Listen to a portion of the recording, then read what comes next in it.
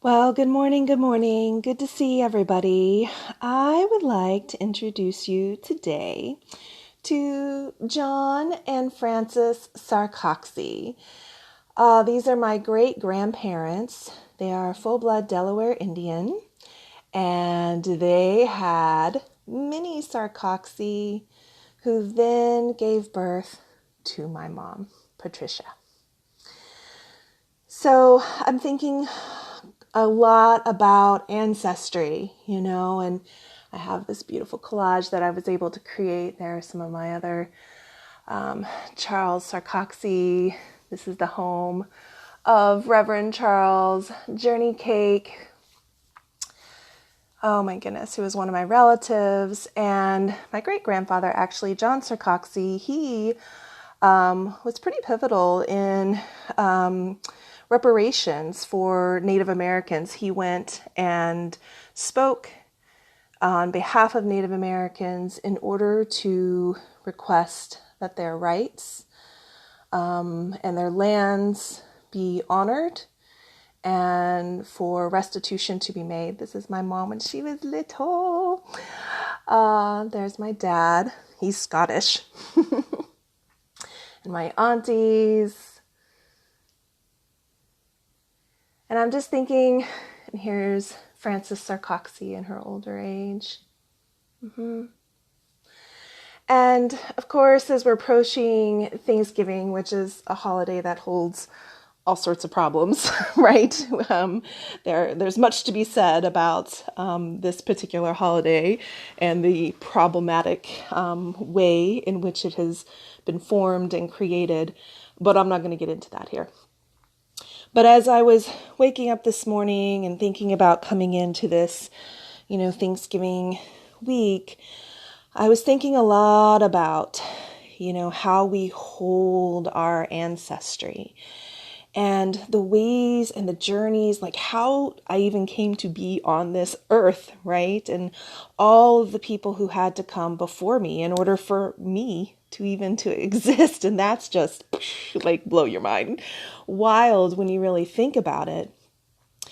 And when I think about the fact that as a person who presents as white, and I have the benefit of going out into the world as a white person. And so there are things that I do not have to deal with and that I do not experience as a white woman that Black and brown people do. Particularly, I'm thinking of my Native American family. I'm mindful of that. I'm very mindful of that. And what I also know is that on a DNA level, I hold ancestral wounds. The Delaware tribe was so emaciated by the colonizers that they were actually absorbed into the Cherokee tribe, my particular people. And so on my Native American card, it says Cherokee instead of Delaware. And I think about, the ways in which my ancestors were tortured, killed, these lineages cut off, the traumas that they experienced in trying to fight for and save their lives. So ultimately, because of that, I get to be here, to be on my journey.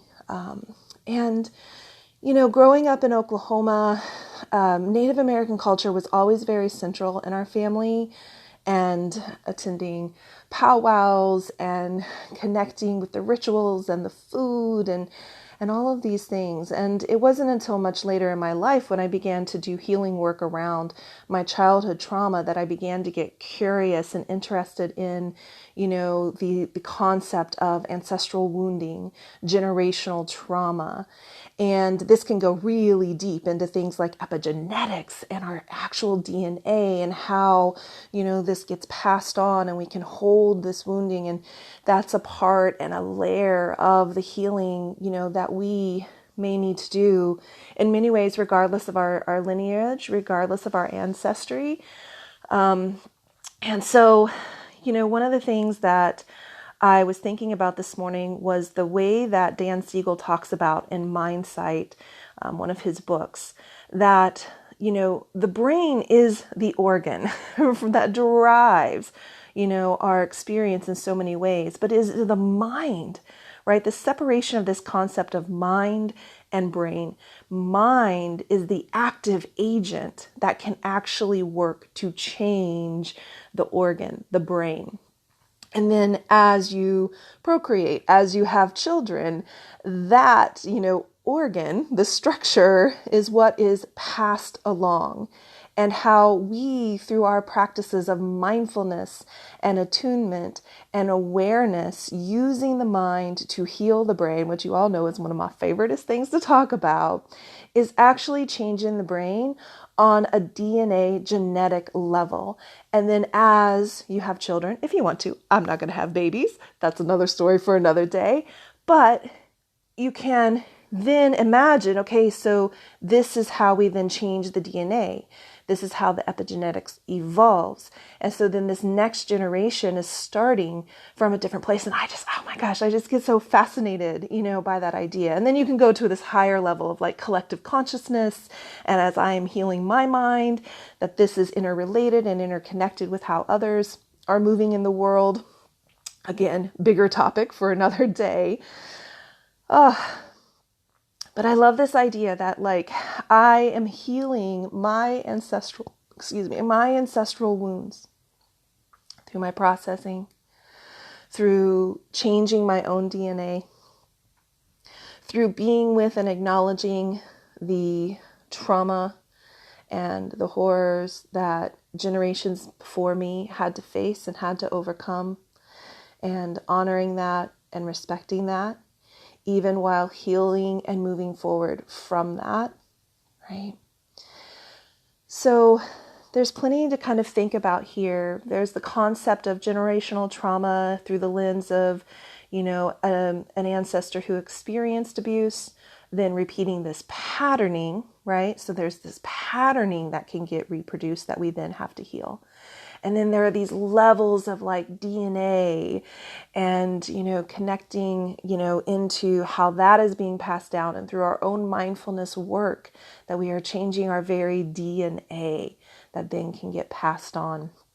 And so today I just really want to honor all of those who came before me, who struggled in whatever ways they did in order to keep growing and keep, extending this line.